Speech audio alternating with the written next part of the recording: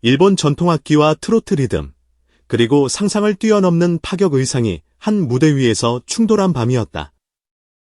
오사카 돔의 조명이 서서히 꺼지던 순간 4만 명의 관객이 동시에 숨을 삼켰다.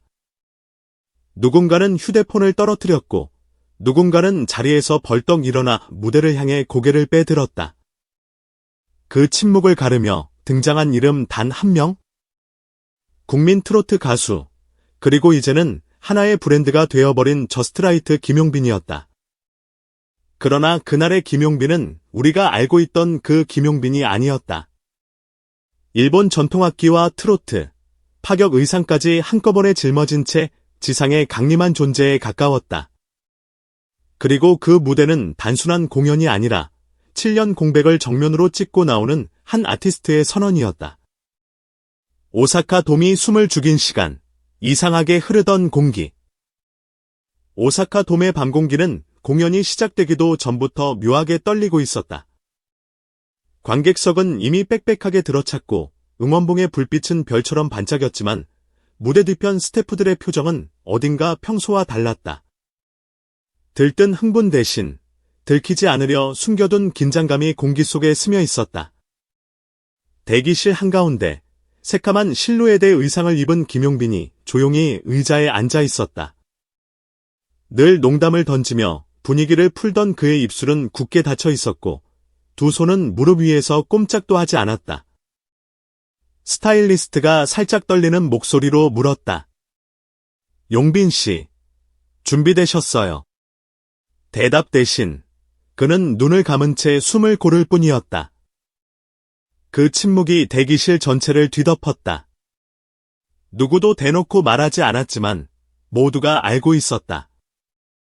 오늘 이 무대는 단순한 해외 공연이 아니라는 사실을. 그리고 그가 입은 이 의상이 단순한 무대 의상이 아니라는 사실을. 금지된 디자인, 봉인 해제된 의상에 숨겨진 7년의 문장. 무대 위에 처음 그가 모습을 드러냈을 때 관객석에서는 탄성인지 비명인지 구분하기 어려운 소리가 터져나왔다. 몸 전체를 타고 흐르는 스모크 실버 텍스처, 한쪽 어깨가 대담하게 드러난 비대칭 실루엣, 그리고 전면을 가로지르는 정체불명의 문양. 일본 언론은 즉시 역대급 파격이라는 문장을 제목에 올렸다. 한국 팬들은 SNS에 이렇게 적었다. 이게 진짜 김용빈 맞아.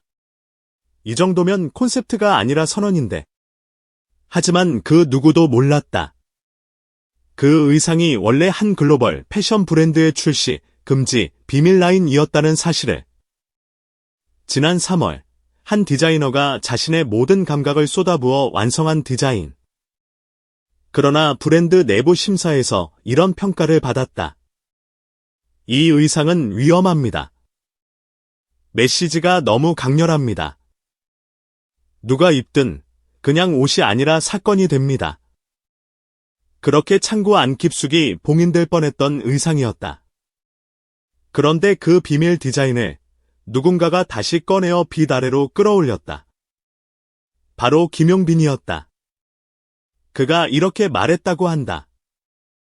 이 무대만큼은 제 인생의 이야기를 입고 서고 싶습니다. 그냥 예쁜 옷이면 안 됩니다. 제가 살아남은 시간을 상징해야 합니다. 무대 의상 앞면을 가득 채운 기묘한 문양. 단순한 그래픽이 아니었다. 7년의 공백기 동안 아무도 모르게 노트에 끄적이던 그의 자필 사인과 독백 문장을 변형한 상징이었다.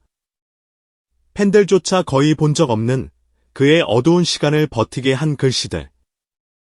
그 흔적이 금지된 디자인 위에 새겨진 채 세상 앞의 모습을 드러낸 것이다.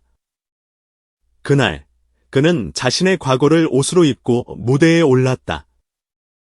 일본 전통악기와 트로트 리듬이 충돌한 첫 공기가 갈라졌다. 조명이 다시 켜지고 첫 곡의 전주가 흐르는 순간. 예상했던 잔잔한 트로트 선율 대신 일본 전통악기의 서늘한 떨림이 도만을 가로질렀다. 쇼미센의 묵직한 현소리, 태고의 깊은 울림, 그리고 피리의 길고 얇은 숨결이 시간의 결을 찢어놓듯 맴돌았다. 관객들이 서로를 바라보며 속삭였다. 이거 일본 악기 아니야. 그러나 그 전통음이 끝나기도 전에 곧바로 트로트 특유의 리듬이 베이스와 드럼 위를 타고 올라왔다. 마치 전통과 현재가 정면으로 부딪히는 것 같은 순간이었다. 그리고 그 위로 김용빈의 목소리가 떨어졌다. 일본어와 한국어가 교차하는 가사, 일본 전통악기의 길게 늘어지는 울림을 트로트 창법으로 찍어 누르는 듯한 고음. 저 멀리 일본 팬들은 입술을 떨며 노랫말을 따라 불렀고 한국에서 날아온 팬들은 트로트 특유의 추임새를 퍼부었다. 동시에 양쪽 언어가 섞인 합창이 돔 안 공기를 뒤흔들었다. 그 장면은 그 자체로 상징이었다. 국경을 넘어선 트로트, 그리고 트로트를 끌어안은 일본 전통음악. 그 중심에 서 있는 인물은 다름 아닌 저스트라이트 김용빈이었다. 우리가 알던 김용빈이 아니다. 4만 명의 표정이 동시에 뒤집힌 순간. 첫 후렴이 터지는 순간 상황은 완전히 달라졌다. 전통악기와 트로트 리듬이 섞인 편곡 위에서 그의 목소리는 전보다 훨씬 깊고 거칠었다. 한국에서 늘 부르던 익숙한 레퍼토리, 안전한 창법이 아니었다. 그는 자신의 소리를 거의 짐승처럼 몰아붙이고 있었다. 관객석에서는 이런 속삭임이 돌았다. 톤이 달라졌어. 이건 그냥 잘 부르는 김용빈이 아닌데. 무게가 완전 달라. 그가 한 걸음 앞으로 내디딜 때마다 스모크 실버 의상의 표면이 조명에 따라 불꽃처럼 일렁였다. 손짓 하나, 고개를 드는 순간 하나마다 카메라 플래시가 번쩍였다. 4만 명의 관객이 동시에 일어나 손을 흔들며 떼창을 시작한 순간. 그날 오사카돔은 더 이상 일본의 공연장이 아니었다. 한국과 일본, 그리고 전 세계에서 모인 팬들의 목소리가 한 덩어리가 되어 울부짖는 하나의 거대한 심장 같았다.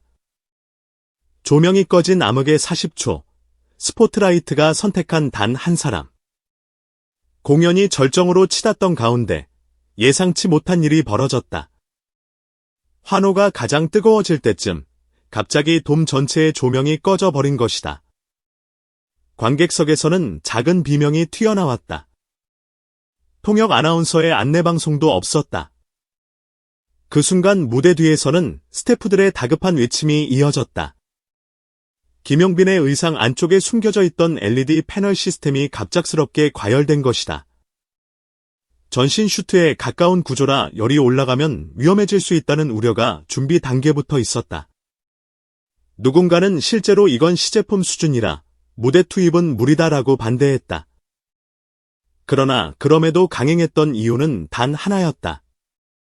이 의상 자체가 그의 메시지이기 때문이었다. 스태프들은 장비를 잡아당기고 안전 요원들은 무대로 올라갈 준비를 했다. 하지만 그 혼란 속에서도 김용빈은 단 한 걸음도 움직이지 않았다. 몸 안쪽에서 올라오는 뜨거운 열을 느끼면서도 그는 관객석 쪽으로 천천히 고개를 들었다. 그때 기적처럼 단 하나의 스포트라이트가 켜졌다. 완벽한 암흑 가운데 오직 그의 얼굴과 상체만을 비추는 좁은 원형의 빛, 4만 명의 시선이 동시에 그 한 지점에 꽂혔다. 사람들은 누군가의 휴대폰으로 찍힌 그 장면을 나중에 이렇게 설명했다. 마치 무대 위에 혼자 떨어진 별 같았다.